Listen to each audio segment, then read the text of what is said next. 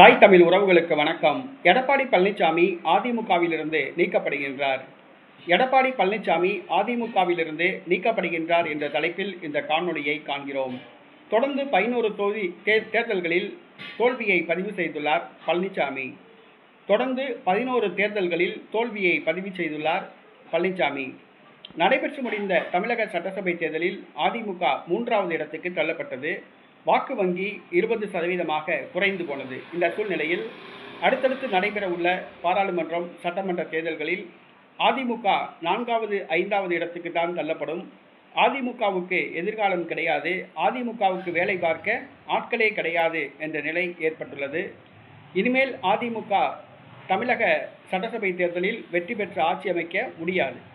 தற்பொழுது 3வது இடத்தில் உள்ளது. அடுத்து நடைபெற உள்ள தேர்தல்களில் இதைவிட பின்னடைவை அதிமுக சந்திக்கும். கடைசி வாய்ப்பாக இந்த வாய்ப்பை பயன்படுத்த அதிமுகவினர் முடிவு செய்துள்ளனர். குறிப்பாக வெற்றி பெற்ற அதிமுக எம்எல்ஏக்கள் இந்த வாய்ப்பை தவறவிடாமல் பயன்படுத்தி கொள்ள முடிவு செய்துள்ளனர்.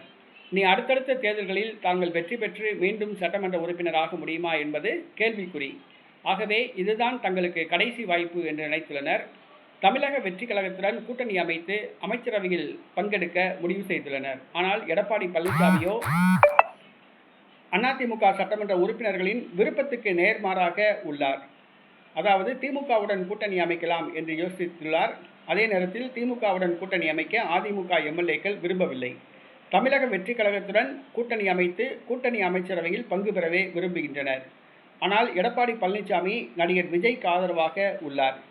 அதாவது நடிகர் விஜய் தனக்கு ஆதரவு கேட்டு தன்னை தொடர்பு கொள்ளவில்லை என்றும், தமிழக சட்டசபை தேர்தலில் வெற்றி பெற்ற அதிமுக எம்எல்ஏக்களை நேரடியாக தொடர்பு கொண்டு ஆதரவு கேட்டார் என்றும், அதிமுகவின் மூத்த தலைவர்களை தொடர்பு கொண்டு ஆதரவு கேட்டதாலும் அவர் விஜய் மீது கோபத்தில் உள்ளார்.